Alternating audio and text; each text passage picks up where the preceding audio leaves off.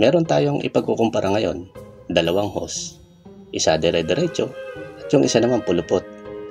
Napaka-importante nito dun sa mga kalalakihang may itsura na gustong ikalat ang kanilang angkan. Ngayon, magbigay tayo ng halimbawa nitong dalawang hose na to sa parte ng katawan ng lalaki, yung dalawang itlog. Sa loob niyan, meron niyang dapat na hose na dire-diretso. Ngayon, yung fluid dumadaan dyan para masuplayan niya yung pinakadulo nun at papanatili na buhay. Ngayon, kung yung kabila ay pulupot, makakaramdam kayo ng sobrang pananakit. At yung pananakit na kakaibang yan, pag naramdaman nyo, patingin na kayo.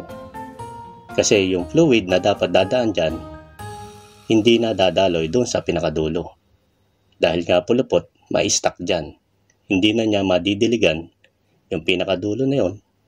At pag tumagal, mga ilang oras, mabubulok yan. Kaya yung pinapangarap nyong angkan na dumami, mas lalo kayo'y maitsura, hindi na matutuloy. Kaya pag nakaramdam kayo niya sobrang pananakit na hindi nyo alam kung ano yung dahilan, walang masama, patingin na kayo para maagapan pa at dumami ang gwapito nyong angkan.